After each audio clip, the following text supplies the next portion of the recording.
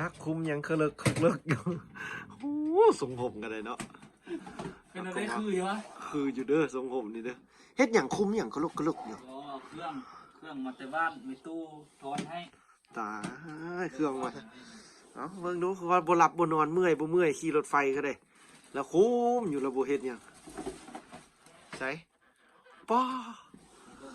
แม่นหยังล่ะหั่นยังเป็นตะกินได้ยังอันนี้พวกสิมาอยู่จักปีคือบ่มีเครื่องนุ่งเครื่องถือหยังแล้วมีแต่แนวกินอย่างเดียวเลยมีเลยเครื่องนุ่งน่ะบ่ได้เอาใส่ยักษ์โตเลยตายเครื่องคาชิงมาเลย5 มื้อมาเปลี่ยนจะมีป้าเดียวนี่ของกินสีสุกพี่น้องเลยพูนกาแฟบักเลออันนี้กาแฟ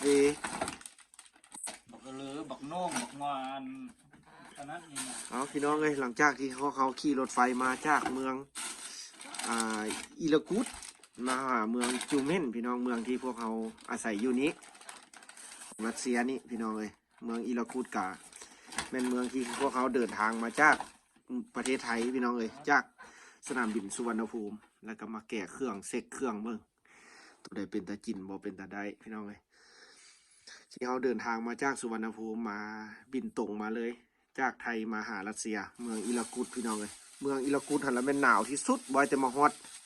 จักองศาก่อนสิสุต้องเอามาครับพอดีศูนย์บ่เมืองนั้น0 องศา0 องศาพอดีมาฮอต0 องศาพอดีมาฮอตตอนแรงสัวซีฮอตพี่น้องเอ้ยจากจ้างแท็กซี่จากจ้างยังลายอันลายแนวสมัครปิตอนนี้ก็แม่นมาฮอตพี่ละเด้อพี่น้องเอ้ยฮอตบอลอยู่บอลเสาละแล้วก็มาไข่เบิ้งเครื่องเบิ้งของสีสุกเอาอย่างมาแต่บ้านสัวซีฮอตตอนเมืองเขาอยู่นี่แหละแม่นเมืองจูเมนพี่น้องเอ้ยของประเทศรัสเซียโซนภาคกลางที่ว่าเมืองนี้ยังขึ้นอยู่เป็นทวีปอาซีพี่น้องเอ้ยอันเมืองอิลากุตหันละยังอยู่ทวีปอาซีเช่นกันพี่น้องเอ้ยอยู่ติดกับมองโกเลียประเทศมองโกเลียคาซัคสถานเพราะว่าเมืองนั้นท่านยังห่างแต่ลาวแต่ชั่วโมงเดียวพี่น้องเอ้ยเมืองจูเมนนี่เมืองนี้ก็ยังอยู่ในทวีปอาซีพี่น้องยังบ่ได้อยู่โซนยุโรปเด้อเมืองเขาอยู่ถือว่ายังอยู่ในโซนอาซีถือว่าเมืองเขาอยู่ตอนนี้ละแม่นห่างจากบ้านเฮาแม่น2 ชั่วโมงพี่น้องเอ้ยตอนนี้ถ้าแม่นบ้านตอนนี้แม่น8 โมงอยู่ลาวก็ต้องแม่น6 โมงพี่น้องเอ้ยเพราะว่าอยู่พี่จะไปก่อนโบแม่นเด้จะไหนก็ลุ้นอยู่พี่4 โมงอยู่6 โมงอยู่ลาวไปก่อนโอ้ลงแล้วนี่ลื่นกัน2 ชั่วโมงอยู่ลาวลื่นก่อน2 ชั่วโมงนี่ขึ้นลืมแม่นละพี่น้องว่าเรื่องโมงนี่ซับซ้อนหลายเด้ตอนเราขี่รถไฟมาเฮาก็ยังงงอยู่โทรศัพท์เฮาเป็นโมงนึงอันโมงอยู่ในรถไฟเขาก็เป็นอีกโมงนึงแล้วโทรไปถามเขาอยู่บ้านอีกโมงนึงเดี๋ยวมันเอาโมงเดี๋ยวแท้เลยนี่บ่จนสิบ่ฮู้ว่าจุดหมายปลายทางที่พวกเขาสิลงหั่นพี่น้องเอ้ยจนบ่ฮู้ได้เฮาจนนั้นบ่ได้หลับได้นอนเพราะว่าเฮาก็บ่ฮู้ว่าสิกายบ่หรือว่าเจ้าของรถไฟหั้นนะผู้รักษาความปลอดภัยเพิ่นก็มาปลุกเขาบ่ปลุกที่จริงนะเพิ่นก็ปลุกเพิ่นบอกว่าบ่ต้องให้กังวลเด้อฮอดละหักสิปลุกเพิ่นว่าเพราะว่าเขาเจ้าจะรักษาเขาเจ้าจะรักษาแบบว่าตู้ไผตู้มันพี่น้องเอ้ยจะมีอยู่2 คนพนักงานเป็นพนักงานราชการของเพิ่นนั่นแหละพี่น้องเพราะว่าเพิ่นให้ความสำคัญเป็นตำรวจเนาะแม่นบ่ตำรวจอยู่ทางรถไฟแต่ว่าแต่ละมื้อแล้วเพิ่นจะได้กวดคนเข้าคนออกกวดพาสปอร์ตกวดคนเป็นระเบียบเรียบร้อยแม่นบ่นั่นแหละถ้าไผสิออกแล้วก็แม่นรถไฟหั่นแล้วแม่นเตียงนอนมืดมีแต่นอนอย่างเดียวเลยรถไฟนั่งรถไฟเท่าไหร่ก็จักชั่วโมงก็48 ชั่วโมงเคยมีวะเคยเห็นวะเคยไปบ่แนวนี้เขาดนวันนี้ครั้งแรกถือว่าเยาเลยพี่น้องเพราะว่าเราบ่ได้เกี่ยมอันโยนกินแต่มี่กินมี่แล้วก็บางเทื่อก็กินขนมเดี๋ยวขนมแพงบ่อยู่ในรถไฟแพงบ่ลองเว้าเบิ่งดูเป็นจังได๋ประสบการณ์ครั้งแรกพี่น้องคือว่ามี่กล้องนี่ถ้าว่าอยู่บ้านเฮาก็บ่แพงปานใดแต่ว่าอยู่ในรถไฟอันประมาณ 60,000กล่องนึง 10,000 กีบแต่ว่าถึกเงินบาทเท่าไหร่60,000 กีบนี่ก็เกือบ100 บาทพุ่นแหละเกือบ100 บาทแล้ว90 บาทพุ่นแหละน้ำดื่มตุกน้อยถือว่าประมาณสักแขนตุกกะนะประมาณอยู่30,000ก็ถือพอกิน50 ลุก50 50อันน่ะ50 บาทและขนมช็อกโกแลตเป็นน้อยๆ2 นิ้วนี่จะยาวอยู่ประมาณ10 เซนติเมตรนี่ประมาณเท่าไหร่วะ 35,000กีบถึงเงินบาทเท่าไหร่35ก็พอดีและพอดี50 บาท35ของกินในรถเฮาได้กินอยู่แต่ซ้ำหั่นกินน้ำแล้วก็กินมีซ้ำหั่นเอาเบิ่งดูเครื่องนี่เป็นจังไดคือว่าตัดผมอีกไปตัดอยู่ใส่ห้านหัวนี่ให้มืออาชีพมันตัดถือว่าเข้ามานี่ละสิเฮ็ดนวดยาวผมยาวลุงลังบ่ได้พี่น้องมาอยู่รัสเซียต้องแม่นเป็นระเบียบเรียบร้อยผมสั้นนวดเขานี่แม่นบ่มีต้องเป็นระเบียบเรียบร้อยพี่น้องผมนี่ก็ยังนโยบายยังได้ตักเตือนแต่ว่านวดนี่บ่ได้นวดนี่คือว่าจงบ่ได้แท้ๆพี่น้องกันมารูปเบิ่งมีนวดแล้วมันเสียดจงได้แต่แบบว่าต้องเป็นอายุสูงแบบ40-50 ปีขึ้นไปพี่น้องถ้าจะจงนวดได้แต่อยู่บ้านเขาถ้าเป็นวัยรุ่นบ่วัยหนุ่มคือพวกเขานี่เรียกว่าจงนวดบ่ได้อาหารการกินคือว่าเอามาแต่บ้านบ่นี่เอามาแต่บ้านส่วนหลายนี่มีตู้เกี่ยมให้เด้อมีตู้เท่าเพิ่นโอ้เด้อพี่น้องเอ้ยอันนี้เขาก็สิอัพคลิปให้เบิ่งเด้อเวลาที่พวกเขาเดินทางมาแต่ลาวพู้นแหละพี่น้องแล้วก็มาไทยแล้วก็มารัสเซียแล้วก็มาเมืองที่เขาอยู่นี่อีกพี่น้องเอ้ยหลายๆต่อหลายๆเต้าเดี๋ยวจังได๋แล้วเขาสิเอ็ดเป็นคลิปการเดินทางของเขามารวมกันว่าเขาเดินมาได้จังได๋พี่น้อง4 มื้อพี่น้องเอ้ยจนมาฮอดพี่น้องเอ้ยขอบใจพี่น้องทางเมืองไทยเด้อที่ให้กำลังใจติดตามคลิปชีวิตของพวกเขาพี่น้องเอ้ย6 คนในการเดินทางแล้วก็สิมาไข่อาหารการกินของสีสุกออกมาแต่บ้านพี่น้อง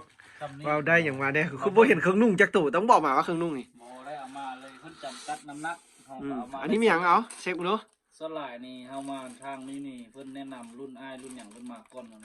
ใบขี้หูดเพิ่นแนะนำให้เอามาแล้วก็อันนี้จะเป็นหัวข่าตากแห้งเนาะเฮามาซอยตากแห้งอันนี้ก็ตากแห้ง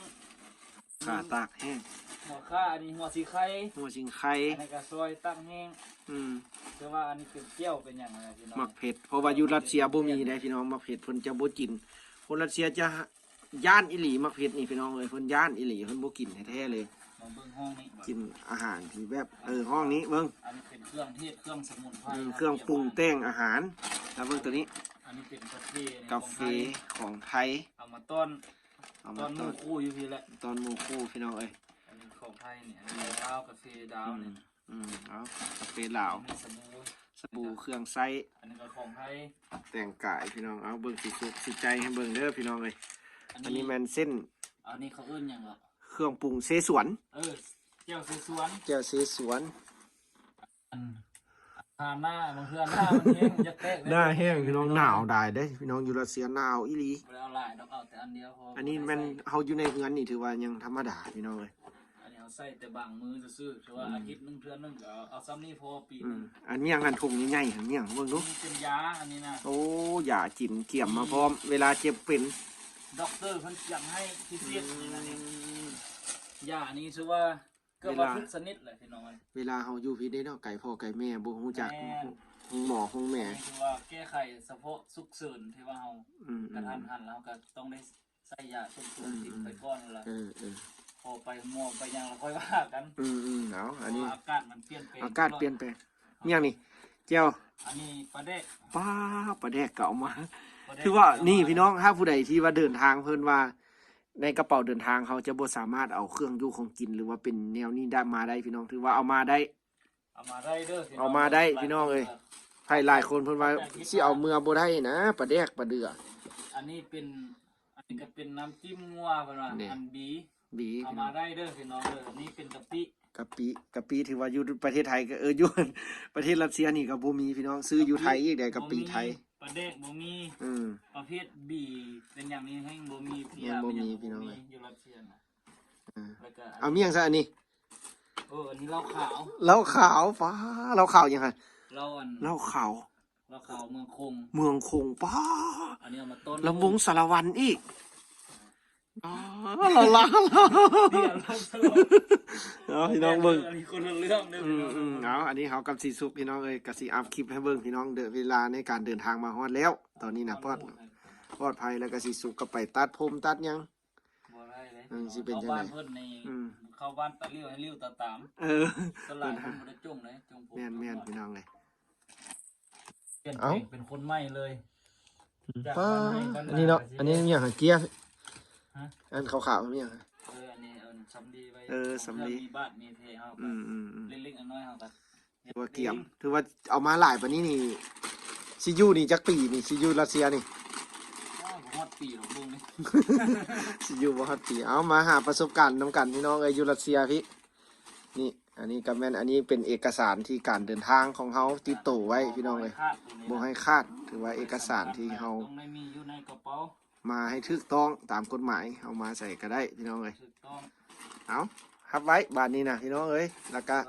เป็นซีนป่าอาหารที่ เออ เฮาบ่จำเป็นต้องเอามาเด้อพี่น้องเด้อ เป็นหยังเป็นหยังคือว่าซั่น เพราะว่าเฮามาพี่แล้วเฮาจะซื้อกินอยู่พี่ก็ได้ อืม ประเภทซีนประเภทป่านี่นะ บ่แพงว่าอยู่พี่เป็นจังไดราคาคือบ้านเฮาบ่ ราคานี่ก็ขายอยู่ อืม พอกินได้พอซื้อได้อยู่พี่ เอ น้อ อง เอ เด้อ อเอออ๋อ หรือว่าพอเอามาก็ได้เอาที่ว่าอันนี้เนี่ยมันบ่มี แนวบ่มี นบ่มีแล้วก็เอามา อันนี้มีแต่เอาเครื่องปรุงเทพเนาะเอามาปรุงกับอาหารการกินอยู่บ้านเพิ่นเป็น ต้มเห็ดแกงเห็ดอบเฮ็ดหยังเฮาต้องได้ใส่นี่หัวแก้ข้าว เออ สมุนไพรบ้านๆเฮานี่บ้านให้บ้านนาเฮา เอาพี่น้องมีแต่คือคลิปที่เฮาเอ็ดให้เบิ่งจังซี่ล่ะพี่น้องท้ายเบิ่งเด้อตอนนี้เฮาแม่นเฮามาฮอดแล้วพี่น้องอยู่รัสเซียเมืองจูเม่นพี่น้องเอ้ยเดี๋ยวอากาศดีๆมื้อใดเฮาพักผ่อนเช้าเมื่อยแล้วเฮาก็สิไปรอท้ายคลิปบรรยากาศอยู่พี่ให้เบิ่งพี่น้องเอ้ยอยู่เมืองที่เฮาอาศัยอยู่แล้วก็สิไปตลาดตะลีพี่น้องก็ท่าเบิ่งรับชมวิถีชีวิตของเฮานี่แหละพี่น้องชีวิตน้อยๆของชีวิตบ้านนอกเนี่ยพี่น้องอยู่ที่เมืองกรุง แล้วก็สิท่ายให้เบิ่งเวลาเขาไปตลาดเขาซื้อเครื่องซื้อของมันเป็นราคาเท่าใดกินอยู่จังไดพี่น้องก็ฝากพี่น้องติดตามคลิปในการใช้ชีวิตของเฮาอยู่รัสเซียต่อเอาบายบายขอบใจเพิ่นเด้ ขอบใจเด้อพี่น้องเด้อ มาฮอดปลอดภัยแล้วว่าสิ ปลอดภัยแล้วเด้อพี่ ตอนนี้เพิ่นรับชมคลิปแบบอยู่อันคลิปที่เฮาเอาลงคืนหลังหั่นโอ้คนเบิ่งหลายเด้ ถือว่ามาอยู่พี่แล้วก็บ่ได้ใส่เบ็ดใส่มองละพี่น้องเอ้ยบ่ได้หาอยู่หากินแล้วมีแต่สิออกตลาดอย่างเดียวเล อย อกตลาดซื้ออยู่ซื้อกิน บ่ได้อันให้หาอยู่หากินอยู่พี่นะ อืม ออกทางมีแต่ออกตลาด เออ ตามเมื่อคลิปอันออกตลาดจ่ายตลาดเด้อพี่น้องเด้อมันสิเป็นตะม่วนเป็นตะเบิ่ง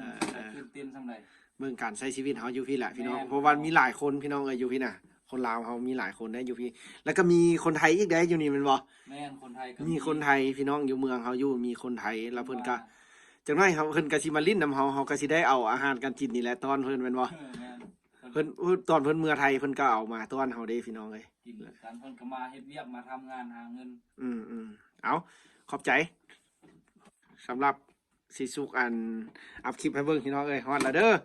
ฮอดแล้วพี่น้องเอ้ย เอาไปเมียนบัดนี้นะเฮากระเป๋าเฮาก็อยู่หั่น